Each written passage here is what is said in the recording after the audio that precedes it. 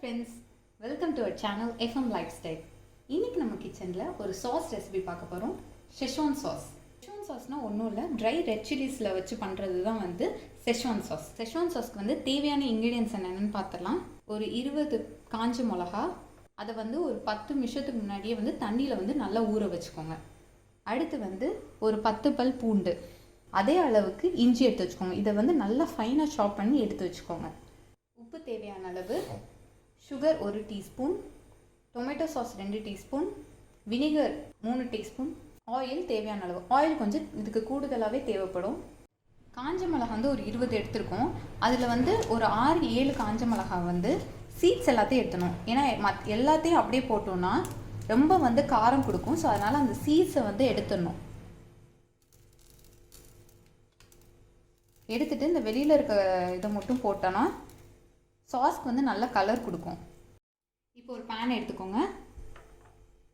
அதில் வந்து நம்ம 10 நிமிஷத்துக்கு முன்னாடி ஊற வச்சுருக்க காஞ்ச மிளகா அந்த தண்ணியோட அப்படியே சேர்த்துக்கோங்க. இப்போ ஒரு 5 நிமிஷம் இது நல்லா கொதிக்கிற தன்மைக்கு வர வரைக்கும் இதை வந்து 5 நிமிஷம் ஸ்டவ்வில் வச்சுக்கோங்க.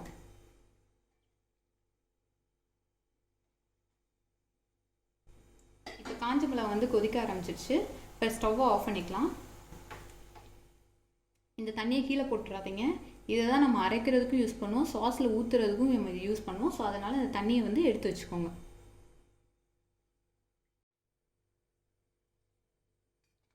இப்போ ஒரு ஜாரில் வந்து நம்ம மாற்றிக்கலாம்.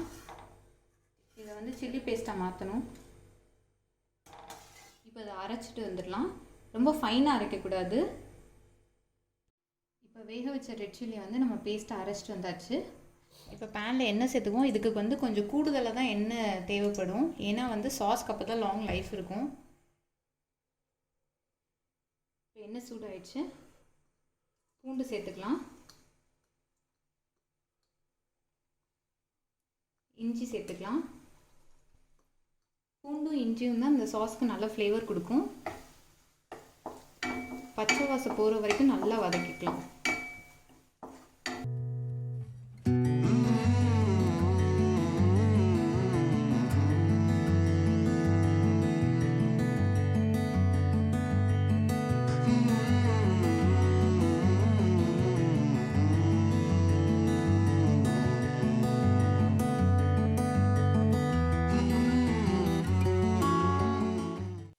பச்சை வாசம் போயிடுச்சு.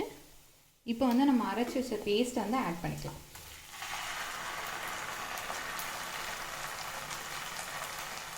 இதை வந்து எண்ணெயில் ஒரு 2 நிமிஷம் நல்லா வதக்கிக்கலாம். ரெட் சில்லிஸ் வேக வச்சிருந்த தண்ணியை வந்து இதோட ஆட் பண்ணிக்கலாம்.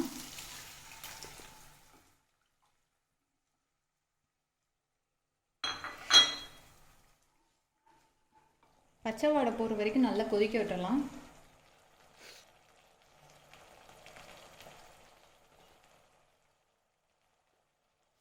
இப்போ எண்ணெய்லாம் நல்லா சைடில் வந்து நல்லா பிரிஞ்சு வந்துடுச்சு.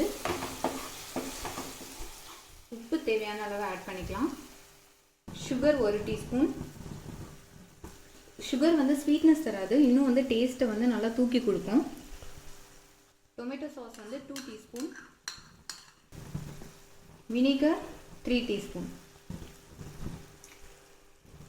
இப்போ இதை நல்லா மிக்ஸ் பண்ணி விட்டுக்கலாம். வினிகர் ஆட் பண்ணுறதுனால வந்து அதுவும் வந்து ஒரு ப்ரிசர்வேட்டிவ் தான். ஸோ இன்னும் வந்து சாஸ்க்கு வந்து அது லாங் லைஃப் கொடுக்கும்.